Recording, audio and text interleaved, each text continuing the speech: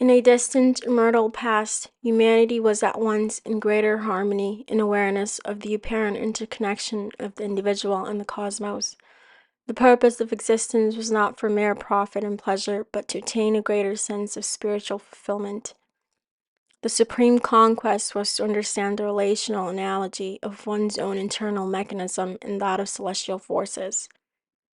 Once intimate awareness was obtained, an individual was able to govern their own consciousness and facilitate one's individuation. This sense of self-government granted a greater authority to manifest one's true destiny, whilst in accordance with the natural laws of cosmic order.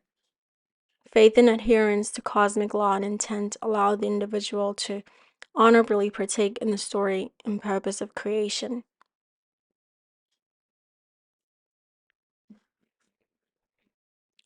In the legend, Ra, the creator, created the whole of creation and shared the knowledge of creation with humanity so that humanity as co-creators may create their own lives and aspire to spiritual wholeness. But to live in harmony with nature and fellow beings, mankind has to abide by the iron laws of nature and cosmos. The ancient Egyptians upheld natural cosmic law and order above all. The interconnection between the cosmos and human evolution was acknowledged and accommodated.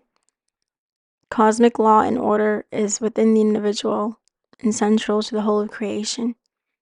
Abiding by these iron laws are one's way of forging a path to manifest one's spiritual destiny, which supersedes any worldly accomplishment.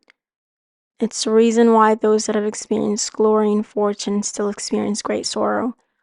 When your whole being is out of alignment with your soul's purpose, there is nothing of spiritual sustenance the material world can offer. This is one of many spiritual truths.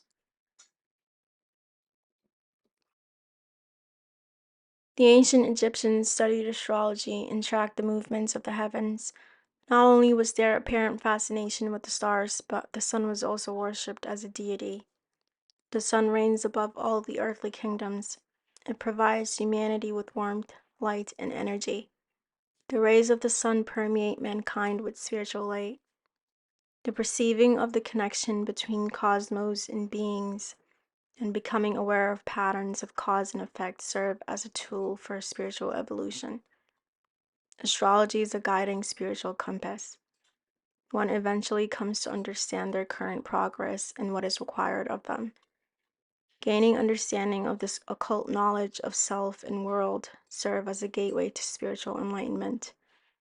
And by the law of correspondence, when one takes care of the spiritual, everything else in the material falls in place.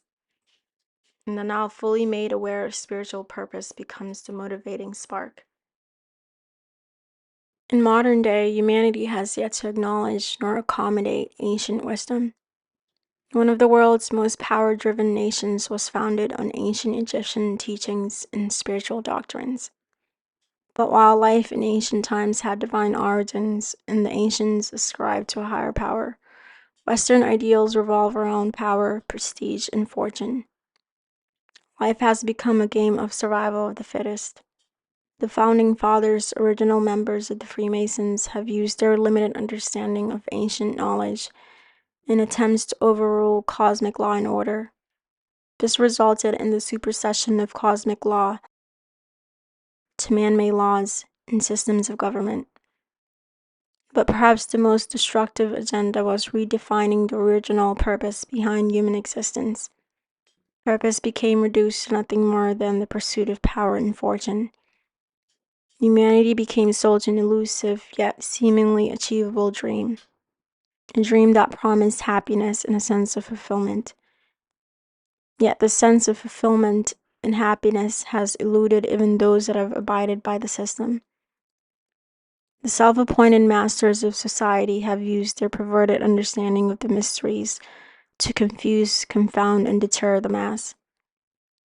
And the sworn few that are privy to the perversion of the mysteries use it for self-gain and to create further chaos and a wider scale of human decadence.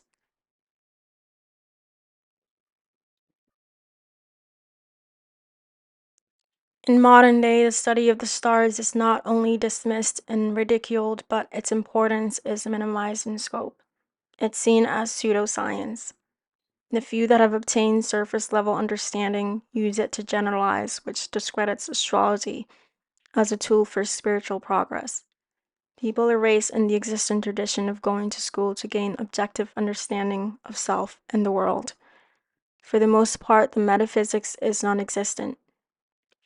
Some of us choose career paths for monetary compensation, while others choose a field for the sheer prestige. Even with years of schooling, some become unable to find the ideal job with the acquired degree. Others become financially fortunate, but there is a great void in the personal life. So most end up falling prey to substances to fill that void. And at some point, the shadow runs amok and the disoriented self spirals out of control. Truth is, most are not listening nor aware of the prerequisites of one's unique spiritual path. The system of living does not account for each individual's spiritual fulfillment, and it becomes one's responsibility to truly get to know oneself and one's path. Those that have gained deeper awareness and understanding become in tune with the patterns. Astrology is metaphysical and it accounts for human complexity.